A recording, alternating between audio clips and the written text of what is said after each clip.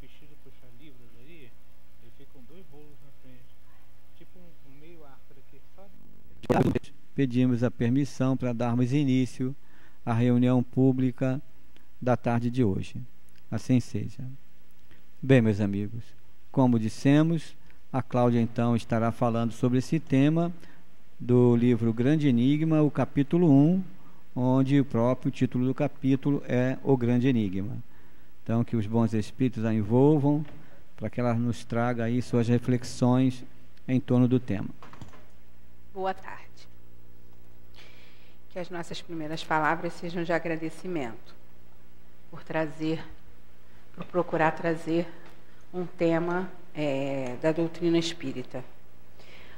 O livro de hoje é um livro de Leon Denis, que procura, da forma poética como ele nos conta, como ele nos fala, falar dos grandes enigmas, mas que para nós ainda é Deus. E aí ele começa nesse capítulo, que foi feita a leitura de um pequeno trecho dele, ele começa perguntando nesse capítulo sobre os dois grandes problemas que o homem desde sempre tentou responder, que é o problema do mundo e o problema da vida. É verdade que a história da humanidade, através das ciências e através das religiões, sempre tentou dar conta do mundo. Porque, como existe um sol que brilha, como as estrelas ficam penduradas lá no céu, isso quando não sabíamos como as coisas aconteciam. Qual o sentido da vida? Por que vivemos?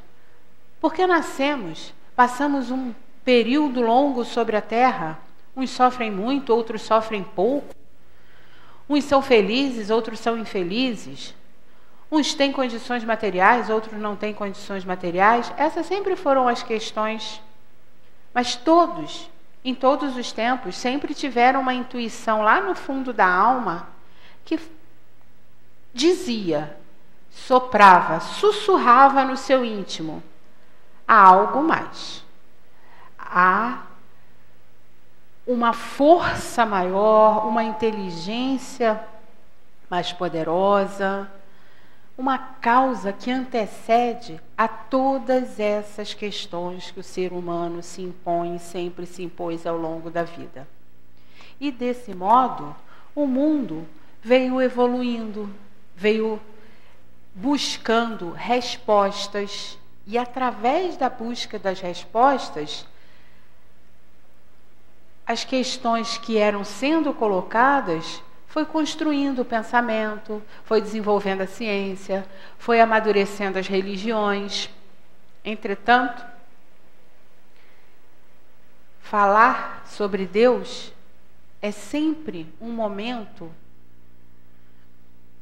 de grandeza e, ao mesmo tempo, de enorme dificuldade, porque tem horas que não há palavras para descrevê-los.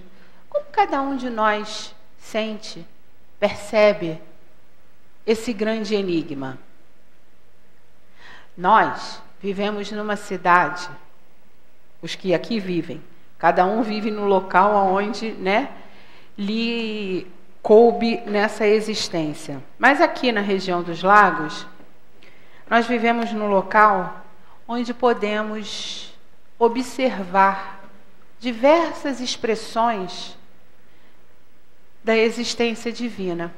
Esse livro, O Grande Enigma, quando Leon Denis escreve na introdução, ele diz que ele foi sugerido quando ele passava um período, numas tardes de inverno, numa cidade, se não me engano, no interior da França. Imediatamente quando eu li isso, por que eu estou falando isso? Porque é a partir da observação dos processos da natureza que ele tem a intuição de pensar neste livro. E aí eu fiquei pensando assim, o que nós observamos aqui na nossa cidade, que é repleta de natureza, que nos dá as condições de pensar nesse grande arquiteto, o mar, com com a sua profundeza e ao mesmo tempo com a sua beleza, que banha e refresca tantas pessoas. As areias que estão na orla, as dunas. Hoje em dia a gente já não tem mais quase dunas, mas eu conheço Cabo Frio desde que eu era menina, isso já tem muito tempo.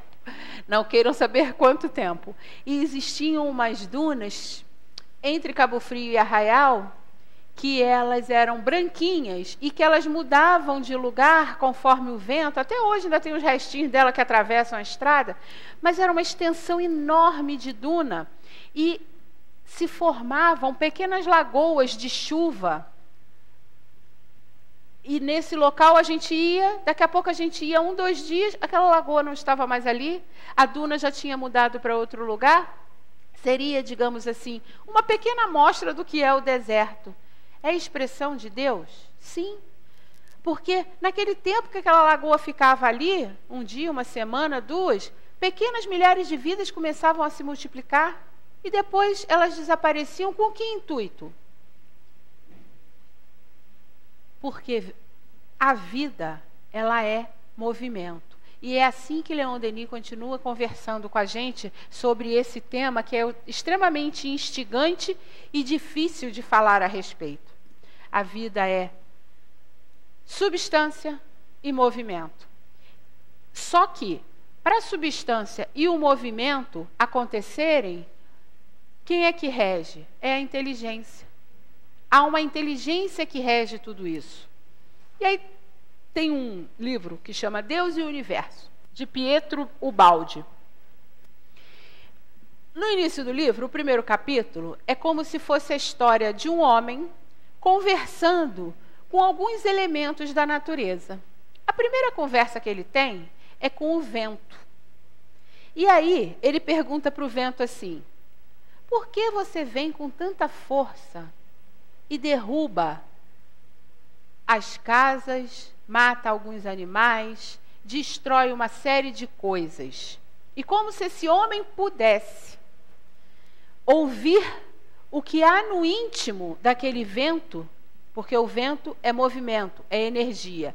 Ele tem o poder de ouvir a resposta, e aí ele ouve a resposta do vento. Mas eu não sou só movimento. Eu não sou só uma força destrutiva. Eu sou um movimento e obedeço a uma força maior. Depois esse homem continua a conversa com as plantas, com os animais. E cada um desses elementos da natureza vão mostrando para ele que eles obedecem a uma inteligência, a uma força, a um impulso, que eles não têm controle. Mas quando chega a conversa com o homem, muda um pouco. Muda um pouco por quê? Nós temos a inteligência? Nós temos responsabilidade e consciência sobre os nossos atos? Hoje, nós já temos. Essa história de Pietro Ubaldi, que é longa, e os diálogos são longos também, é apenas para nos mostrar o seguinte: como tudo vai evoluindo na natureza.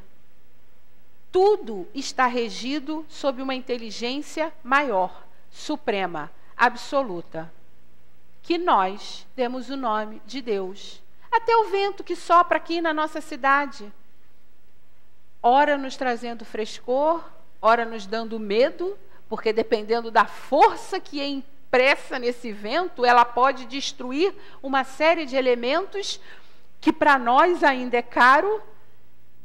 Ora, é uma brisa extremamente agradável num dia de sol quente, que queima a nossa pele, que torra as plantas que aqui vivem, mas tudo obedecendo a essa inteligência maior.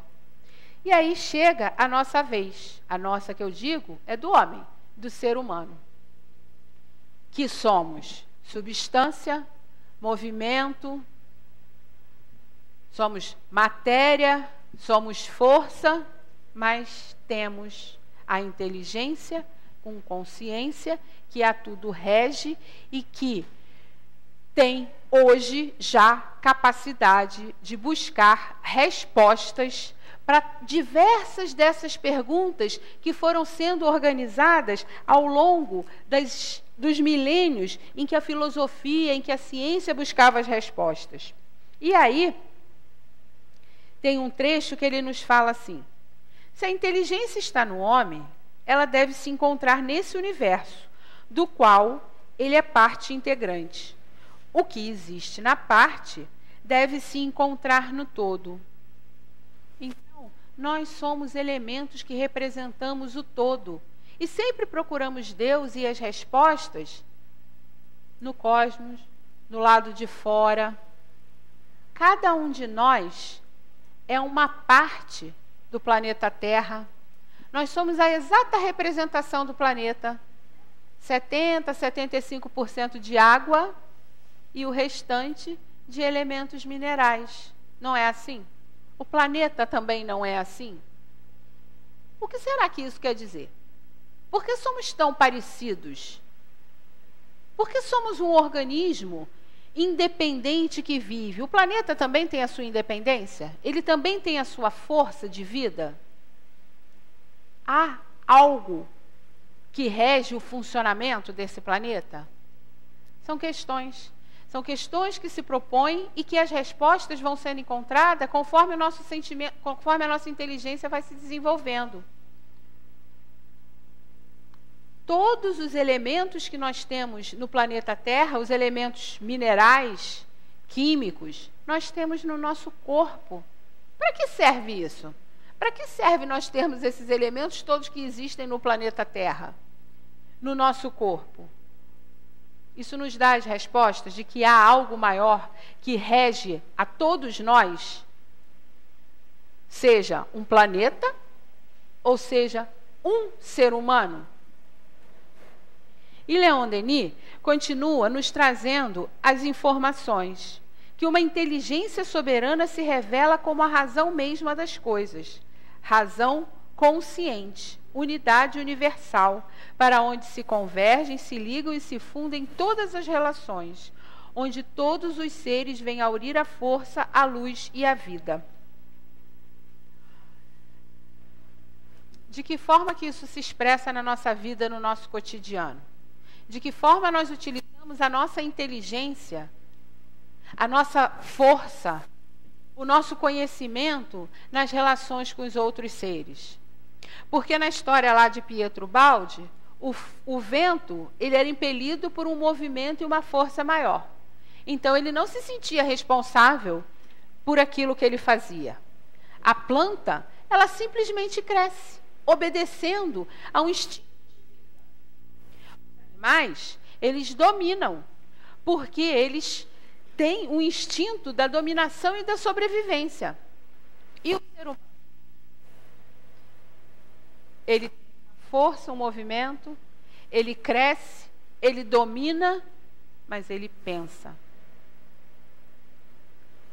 Ele tem a necessidade de buscar, através da própria reflexão, a relação com os seus companheiros, seja na família, seja no ambiente onde a gente vive. Mas ele também tem a importância de se relacionar cultivando a terra, melhorando o ambiente onde vive. Nós já não somos mais aqueles seres que vivemos de forma primitiva sem sabermos exatamente o que estamos fazendo aqui. Esse é o objetivo do desenvolvimento da inteligência no ser humano, para que nós sejamos co-criadores com Deus. Não foi isso que Jesus veio nos ensinar? Não foi o que Jesus veio nos convidar a desenvolver no nosso íntimo? Conhece a verdade e a verdade te libertará. Conhecer a si mesmo. Amar ao próximo como a si mesmo. Eu me amo. Eu já me amo de forma suficiente, como Jesus nos ensinou, para que eu possa amar ao meu próximo? Porque ele disse que a lei se resumiria: amar a Deus acima de todas as coisas e o próximo como a si mesmo. Vamos começar do final da frase. Eu me amo o suficiente? Me amar significa: eu cuido de mim, eu conheço o meu lado sombra, aquele que muitas vezes me traz situações ainda da minha época primitiva, aonde eu era obrigada a impor pela força, mas que hoje eu já não sou mais. Mas eu já abro mão dessa imposição. Eu conheço a mim mesmo naquilo que eu sou bom, nas minhas qualidades, e fortaleço e potencializo as minhas qualidades diante dos acontecimentos do dia a dia. Eu me conheço o suficiente para saber que na hora de uma dificuldade, na hora de uma situação de perda, de ter que me afastar de pessoas que eu amo ou de situações que eu privilegio, eu me conheço o suficiente para saber como eu vou reagir? Eu vou reagir conforme Jesus me ensinou, ou eu vou reagir ainda com a minha força instintiva prevalecendo em mim? Isto é, permitindo que a agressividade prevaleça.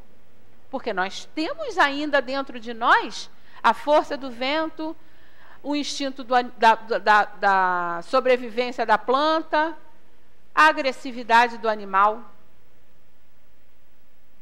Só que quando chegamos na fase hominal, tudo isso passou a ser parte de um processo histórico que criou a base para o que nós seríamos daí para frente. Por isso, a razão já despertou. Junto com a razão veio a consciência de quem eu sou, a consciência das minhas ações, a consciência de onde eu vivo. E aí, voltando para a nossa frase, amar a Deus acima de todas as coisas e ao próximo como a si mesmo. Eu me conheço o suficiente. A partir do momento que eu me conheço, os meus sentimentos em relação ao meu próximo já são os de compaixão, solidariedade, compreensão, não julgamento. Quando eu vejo um irmão meu passando por algum problema na rua ou assisto alguma coisa na televisão que eu julgo que não é acertado diante das leis de Deus, eu olho e falo. Ou elevo um pensamento ao Pai que aquele meu irmão que está passando por essa dificuldade, seja de ter retirado alguma coisa de alguém, de ter retirado a vida, ter retirado um objeto. Essas notícias que a gente vira e mexe, vê no noticiário, para quem gosta de ver, eu olho e penso assim, que Deus ampare e abençoe meu irmão e desperte a consciência dele para que ele continue, e eu simplesmente olho e falo, o mundo não tem jeito, quanta gente ruim ainda existe por aqui.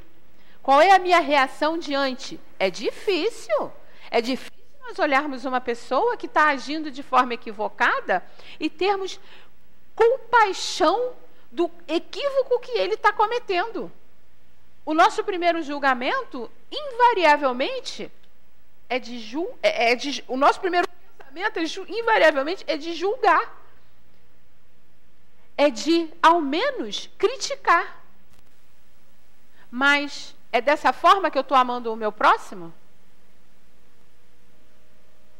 São essas transformações, a partir do momento em que a gente começa a pensar, começa a entender o convite que Jesus fez a nós, são essas mudanças no pensamento e na maneira de lidar com o mundo e com o meu próximo, é que vão começar a fazer a diferença e vão me aproximar do pensamento maior de Deus. Porque enquanto eu apenas respondo aos atos instintivos que são a minha herança, que construíram a minha base, eu ainda estou sendo, digamos assim, parte de um rebanho que não tem autonomia para desenvolver os seus melhores sentimentos através da reflexão. Porque eu apenas reajo instintivamente. O objetivo dos ensinos, de nós começarmos a descobrir e a refletir sobre a existência de Deus, é para que nós tenhamos autonomia sobre as nossas ações, mas sempre de acordo com as suas leis, sempre fluindo em direção a essa luz maior. Os escritos de Leon Denis, eles nos dão conta desse convite permanente que é feito. Quando ele nos convida a nós observarmos a natureza, Se nós não tivermos conhecimento, não entendermos um pouco desse processo, nós vamos ver o mar indo e vindo, indo e vindo. Ou vamos dormir ou ficaremos entediados. Mas se tivermos a capacidade de pensar com mais profundidade, poderemos refletir naquele movimento de ir e vir, o próprio fluxo das nossas vidas, que vai e volta, sempre buscando aperfeiçoamento. Podemos olhar para aquele mar que sabemos de águas tão profundas e que da superfície ao fundo guarda diversas vidas marinhas, todas criações do Pai. Mas se eu não sei de nada disso, vai e volta, vai e volta. Apenas isso. Eu posso olhar para aquele oceano e já ter conhecimento que é capaz de um enorme objeto como um navio singrar aqueles mares. Mas se eu não tenho conhecimento, eu nem enxergo o navio que está ali na minha frente, porque eu acho que ele não existe, ele não vai aparecer e eu não consigo perceber.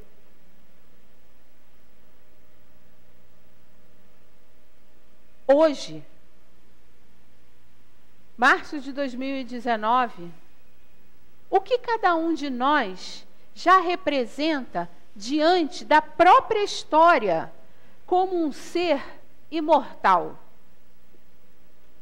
Aquele que ainda desconhece e faz questão de desconhecer o mundo e a si mesmo, ou aquele que já está buscando? Creio que a maioria de nós que está aqui ou que nos escuta pela web é porque já quer algo mais. Pois senão, não estaria aqui com esse calor, sentado aqui nesse dia quente, poderia estar lá fora, vendo o mar ir e vir, recebendo a brisa do mar. Mas a gente já quer mais, e a gente encontra mais. O patrono da nossa casa, Leon Denis, a quem a casa deve seu nome,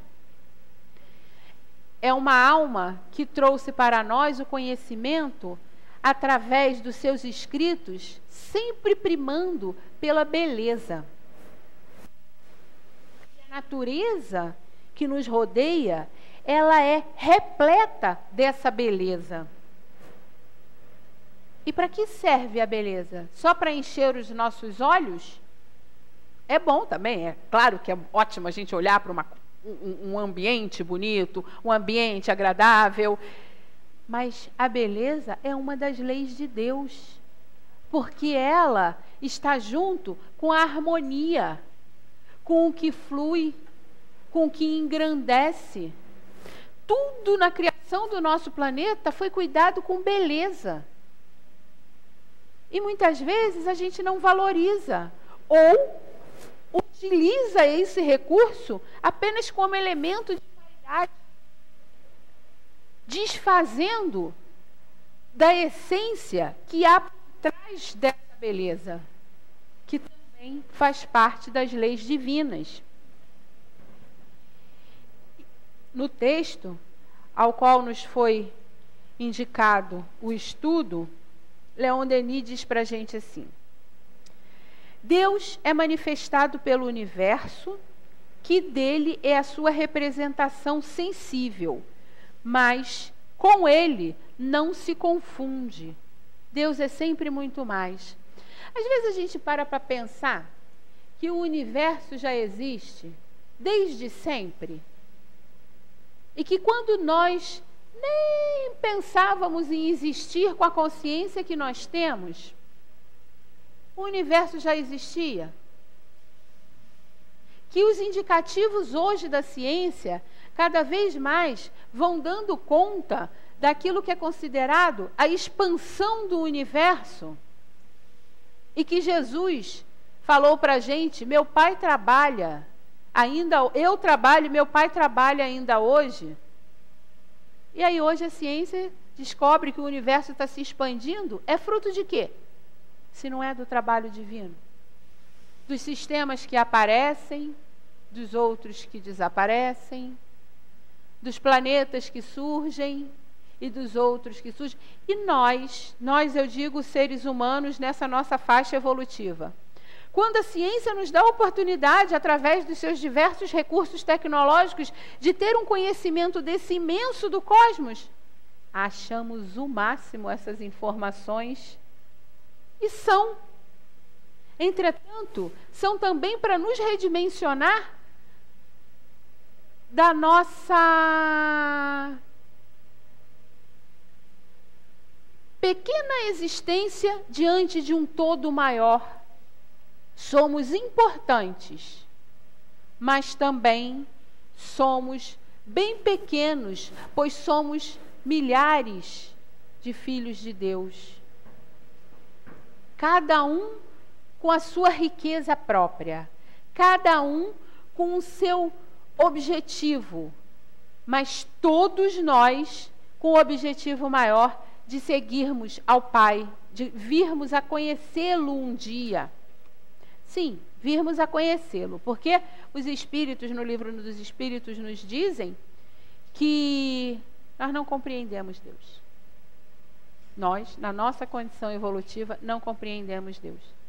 E conforme a gente vai cada vez mais estudando, a gente vai ver que a gente não compreende. Deus já foi feito a nossa imagem e semelhança. Aquele Deus que vingava, que era o Senhor das guerras, a gente que ainda pensa assim. Essa é a compreensão que nós conseguimos ter de Deus. Deus já esteve representado como todos os fenômenos da natureza. Deus já foi os elementos de alguns itens da natureza. Hoje, a gente já sabe que não é isso, mas ainda não temos condições de conhecê-lo. E o que Leon Denis nos propõe para que a gente o conheça? Não procure Deus nos templos de pedra e de mármore, ó homem que quer conhecê-lo, mas no templo eterno da natureza, no espetáculo dos mundos que percorrem o infinito, nos esplendores da vida que se desabrocha na sua superfície, na visão dos horizontes variados, planícies, vales, montanhas e mares, que tua morada terrestre te oferece. E aí ele continua: à luz do dia, sob a luz das estrelas, na solidão das florestas,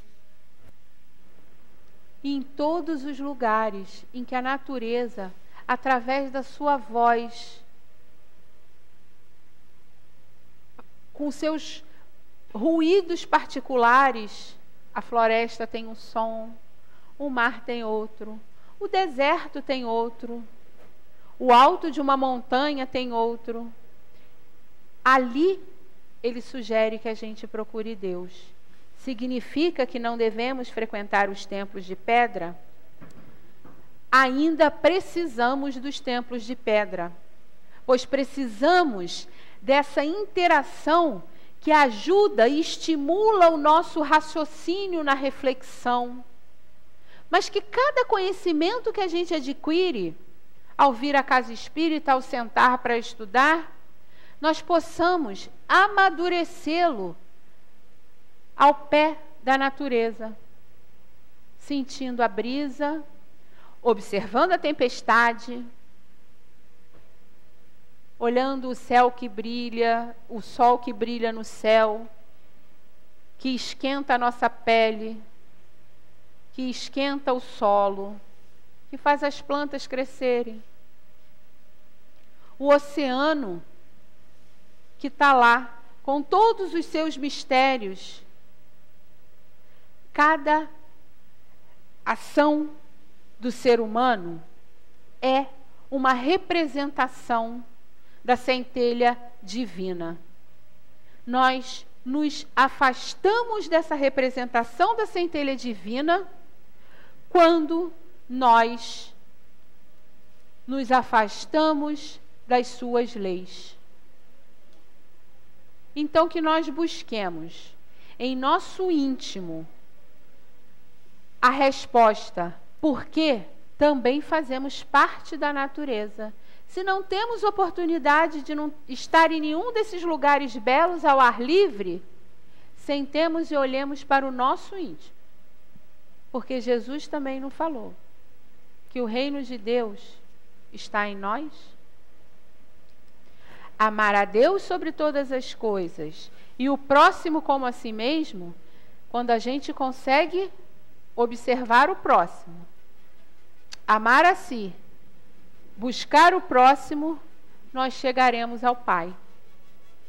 Mas isso exige um processo de consciência, que é o que nós estamos vivendo hoje, no mundo em que nós habitamos. Que Jesus abençoe os nossos corações e que Deus seja uma presença cada vez mais constante no nosso íntimo. Graças a Deus. Agradecemos a Cláudia, as suas reflexões. Mas tiver. Bom, amigão, como é que estamos aí?